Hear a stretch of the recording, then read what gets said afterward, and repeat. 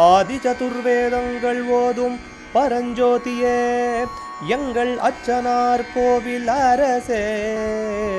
நம்புவோர்க்கு உபகாரி என்பதில் இவரன்றியில் நாட்டில் ஓர் தெய்வம் யார்கான். ஆதி சதுர்வேதங்கள் ஓதும் பரஞ்சோதியே எங்கள் அச்சனார் கோவில் அரசே. சுவாமியே சரணமையப்பா. அச்சங்கோயில் அரசே சரணமையப்பா. பகவானுடைய 298வது நாமா திருப்பெயர் தீக்ஷ்ண தம்ஷ்ட்ராய நமஹ. கூரிய கோரைப்பற்களை உடையவனுக்கு நமஸ்காரம். தீக்ஷ்ண கூரிய தம்ஷ்ட்ர கோரைப்பற்கள் உடையவன். தீயோருக்குரிய கோரைப்பற்களுடன் பயங்கரமாக காட்சி அளிப்பவன். அதாவது தீயோர் பயந்துக்கரமாக இருக்கக்கூடிய கோரப்பல் உடையவன். இந்த திருப்பெயரே இங்கே மற்றொரு இடத்துலையும் வருது, 573வதுலையும் வருது. அதற்கு வேற ஒரு அர்த்தம் அங்கே சொல்கிறதா இருக்குது.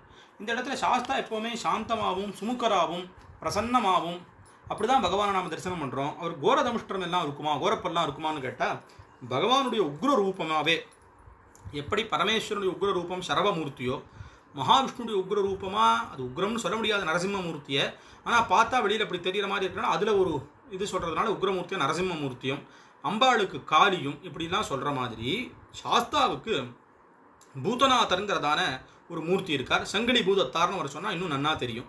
அவருக்கு கோரதமுஷ்டம் உண்டு. அவர் சாஸ்தாவுடைய பரிவாரத்தில் இருந்தாலும் அவர் சாஸ்தாவே, அவருடைய மூர்த்தியே அவரே தான். அப்படி இருக்கிற காரணத்தினால அந்த கோரதமுஷ்டமுடைய ரூபமாக இருக்கக்கூடியவர், கோரதமுஷ்டம் உடையவராக அந்த பூதநாதராக இருக்கக்கூடியவர்னு இந்த நாமாவானது தெரிவிக்கிறது. அச்சங்கோவில் அரசே சரணமையப்பா. அச்சனார் கோவில் அரசே. சுவாமியே சரணமையப்பா.